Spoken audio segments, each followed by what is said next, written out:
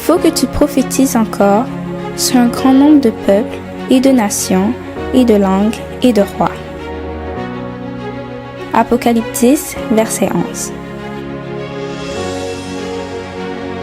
ASJH 1889 du Cap Haïtien.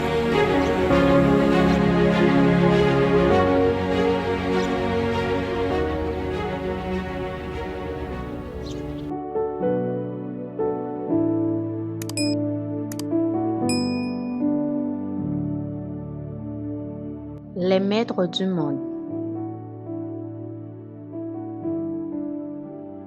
Une citation des témoignages de Sœur Ellen G. White. Genèse 1er, versets 27 et 28. Dieu créa l'homme à son image. Il le créa à l'image de Dieu. Il créa l'homme et la femme. Dieu les bénit et Dieu leur dit: soyez féconds, multipliez, remplissez la terre et l'assujettissez, et dominez sur les poissons de la mer, sur les oiseaux du ciel et sur tout animal qui se meut sur la terre. Adam fut couronné en Éden. Toute domination sur les choses que Dieu avait créées lui fut donnée. Le Seigneur bénit Adam et Ève en leur dotant d'une intelligence qu'il n'avait accordée à aucune autre créature. Il fit d'Adam le souverain suprême de tous les êtres nés de la main divine.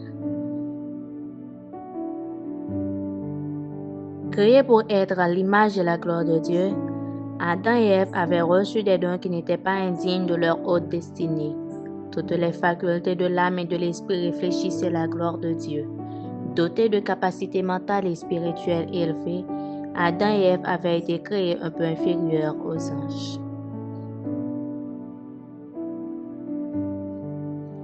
Bien que créés innocents et saints, nos premiers parents n'échappaient pas à la possibilité de faire le mal.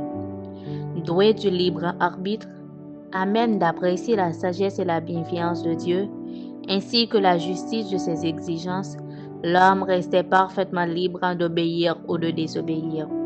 Il jouissait de la société de Dieu et des saints anges, mais il ne pouvait être en état d'éternelle sécurité tant que sa fidélité n'avait pas été mise à l'épreuve. Aussi, dès le début, une restriction lui fut imposée, qui mit une bride à l'égoïsme, cette passion fatale qui avait causé la perte de Satan.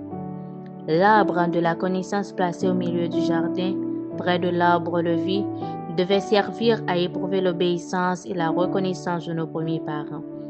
Il n'existe pas de gouvernement sans loi.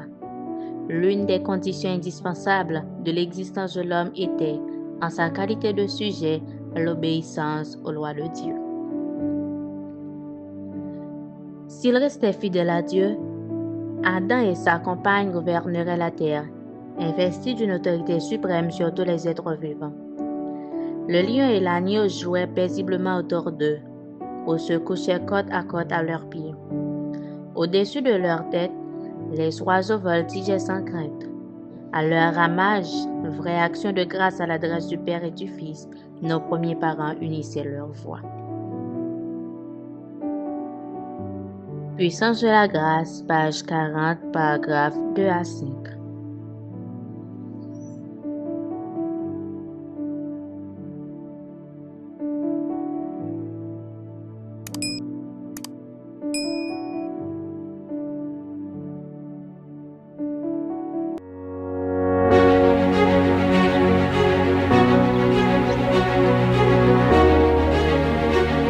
Il faut que tu prophétises encore sur un grand nombre de peuples et de nations et de langues et de rois.